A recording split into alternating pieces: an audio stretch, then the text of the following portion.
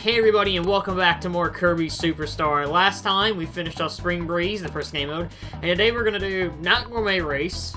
Come on. No, not Great Cave Offensive. Are you gonna work with me here, Pass Lance? Come on, he didn't know. Here we go, Dynablade, the second mode. This mode's actually pretty cool. I love that title screen.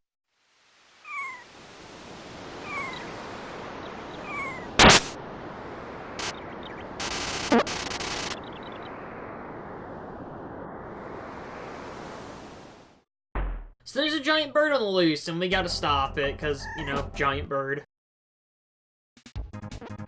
So I guess for, I go actually into, like, the actual, like, gameplay, I guess, for this mode, even though it's practically the same as the others, we should talk plot. And I know that's a big thing for people, because the Kirby lore is deep, and that sounds sarcastic, but it's for real. The Kirby lore is so deep, with the whole dark matter stuff, I could probably write a book on it, but, so the plot for Dynablade is Dynablade's running around Dreamland and basically destroying the crops, and Kirby must travel up this mountain to where she lives and investigate as to why.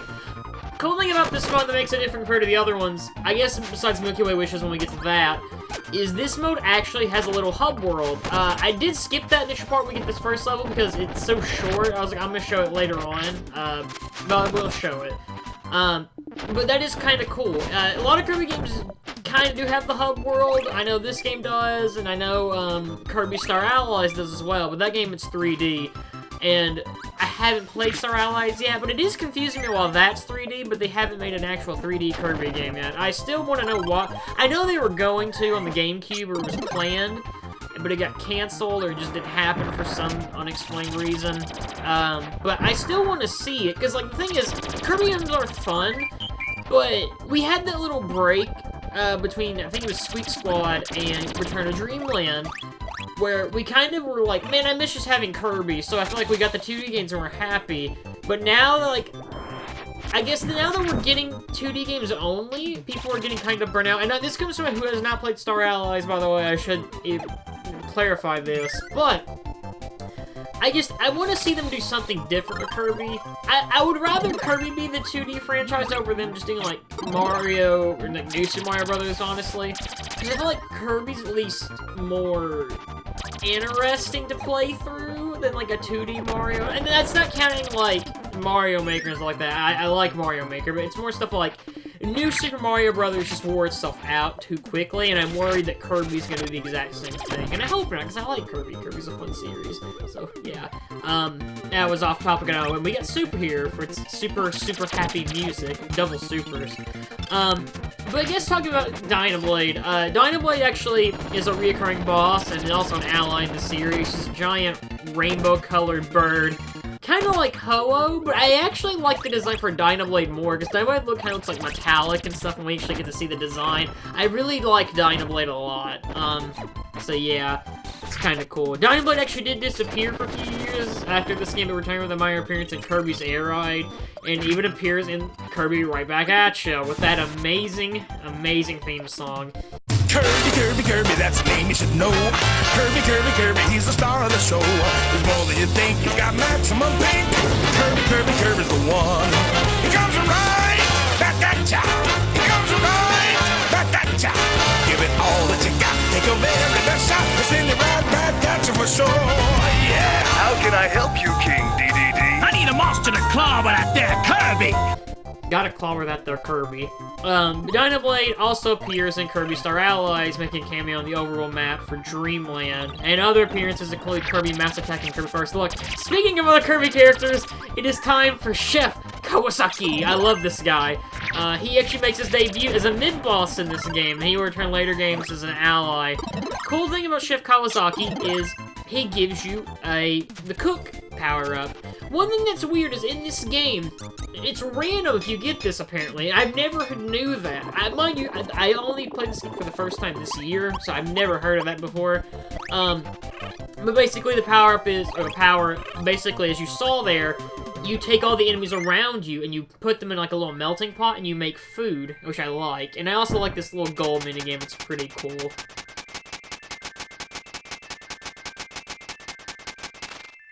I get a 1 on this every single time I do it, and I don't know if it's a good thing or a bad... I mean, it's a good thing for me, but I don't know if it's like, this mode's just really easy and it makes me feel awesome or not. And this is the little hub thing there. That little hub reminds me of Super Mario RPG, and I don't know why. It just does for some strange reason. But, going back into Chef Kawasaki, in the original game, Azurapi gives you a random ability sometimes. He also appeared in Kirby Right Back At You, and he's voiced by Maddie Blaustein. I think it's facing her name. And she is voiced, or no, I'm sorry, and she's known for voicing Meowth in Pokemon, so she's known for quite a few things. The whole 4Kids thing, they love reusing voice actors. It's almost like Funimation. That's a jab if I've ever seen one, heard one even.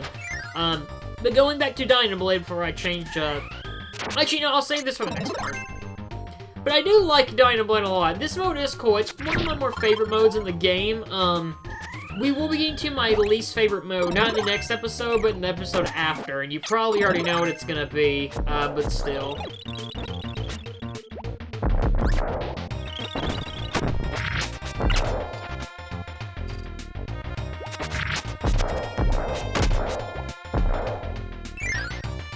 I will say, and now, I do like Kirby music, but I'm probably not, like, the biggest, like, Kirby aficionado when it comes to, I mean, not aficionado, but, like, the biggest fan when it comes to music. Not that I don't like it, I do like Kirby music, but maybe it's just where I haven't played, like, a lot of the Kirby games. Like, I've played quite a few, but I haven't played, like, most of the Dreamland series. Like, I haven't played, like, Dreamland 2 or 3, or, I haven't played Star Allies yet. But, like, the music I heard, I do like. But this song, I feel like, is underrated. Because I feel like this song, and I'm probably getting it wrong, because I'm sure songs like Repeated or Super Beloved or something. But I love this song a lot. I think it's really good. It kind of reminds me of, and I don't know why I'm thinking this, but it kind of reminds me of that ice level from Sonic Mania, and I can't think of the name of it now. But it reminds me of that for some reason, and I killed Wheel, and I shouldn't have done that. Hopefully there's another Wheel coming in, because I love Wheel. Wheel's awesome. There's Wheel. So Wheel's cool. So what Wheel does is you can turn into a wheel and basically go through the level a lot faster. This power-up's awesome because of how fast it is. It's kind of like, I just made a Sonic comparison, but like, imagine the spin dash button Kirby, and it's kind of amazing because you can just run through stuff. The only thing about Wheel that sucks is that with Wheel, there's a very easy chance you're gonna run off the edge, but the thing is with Kirby, he can just fly.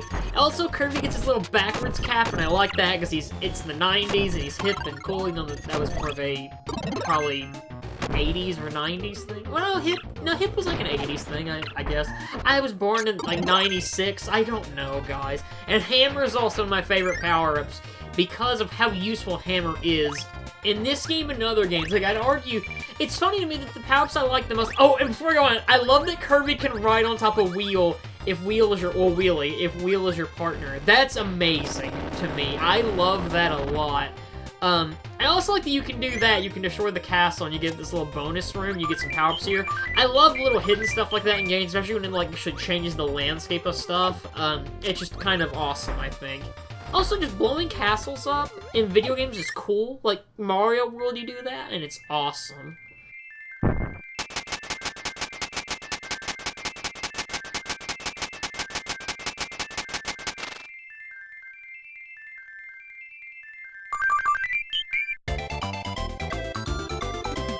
I love that Wheel just bounces. That's all, because he's just a wheel. That's all he can do.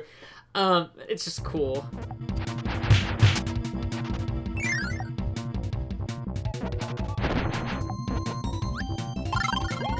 Now we're gonna get into a power-up that I'm admittedly not super big on. I know some people love Plasma. I do not get the appeal personally, and I'm gonna piss someone off saying that.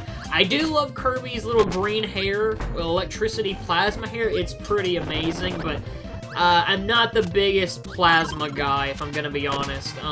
When it comes to power-ups in this game, I'm a fighter, hammer, wheel kind of guy, basically. Sword, I guess. I'm kind of lame like that, I can't help it. I will say, if we're talking power-ups I do really like, Kirby Triple Deluxe has some pretty neat power-ups. I do like Circus quite a bit, even though it's weird. Arrow is okay.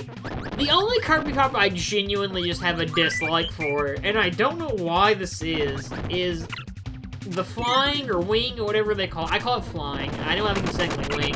I have never got the appeal for that power, and I'm going to explain why. And the reason for this is, I feel like it's such a redundant power-up, because all it does is it makes you fly fast, which is cool, but the thing is with... I can fly anyway, just it's a little bit slower. I can shoot wings, I guess, or feathers, I mean, whatever works for you, I guess. I don't know. It's a thing. I don't really use it much when I get it. I feel like I'm gonna anger someone, but yeah. And I died. Why didn't I edit this out? Oh my god. I will say, one thing I do love, I actually, this is gonna be an interesting topic, but it's something I do want to talk about. And it's something I feel like with a lot of games, actually. I always think 2D sprites look cleaner than 3D, like, models, and this might be like a no-duh to some people, but, like, Kirby games in particular like this a lot, where I think a good 2D... Excuse me, I think a good 2D Kirby game will always look better than a 3D Kirby game, and I feel like this with Pokemon as well. I tell you I have referenced Pokemon already with Dynablade and Ho-Oh being kind of similar. They're both giant rainbow birds. But I've always thought this, because, like, if you take... While Kirby Star Allies is a very nice-looking game, and it is, something about, like, this game's art style, the 16-bit, just sticks out to me more. I don't know what it is, and it's even, like, Kirby 64 is my favorite Kirby game ever. I love it to death. It's amazing. But I will say, and it's because it's the N64, I know this, but, like, this game looks better than that. I'd even argue, like, other Kirby games like Squeak Squad and then for Dreamland, they still hold up graphically very well today. And it's like, talking about with Pokemon, it's like if you compare, like, I'm not gonna get into the main topic of it, but, like, Generation 8, Sword and Shield, you know, they're a thing. They're games. They don't look as nice to me if you compare them to, let's say, Black and White 2. I think those games look great because they're nice sprite games, and they age better. I don't know what it is. It's always how it will be. A nice sprite game will always age much better than a 3D game, in my opinion. Unless it's something like a cel-shaded art style, I think, because, like, you do something like Wind Waker, because I'm making tons of Nintendo comparisons because it's Kirby and Pokemon and stuff. But, like, Wind Waker graphically has held up better, you know, like, original and the remaster, compared to, like, Twilight Princess, I guess.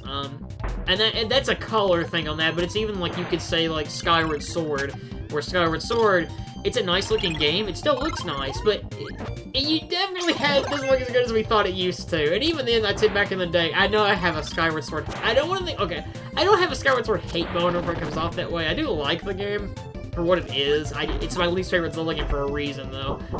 But Wind Waker looks better than that, and that's more because of what they did with the backgrounds in Skyward Sword, because they look rough, I guess. And I'm off topic, I know, but whatever, it's what you like me for, I guess. I love Chili. I think he might be my favorite partner, because he's just a snowman that runs around with no legs. He's amazing, and he looks so serious.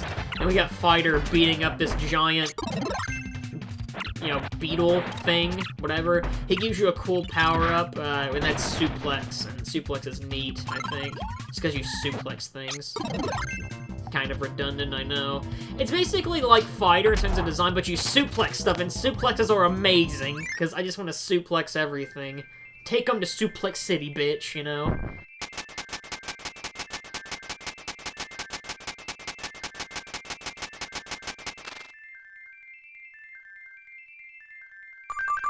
We have 18 one-ups. It's kind of insane.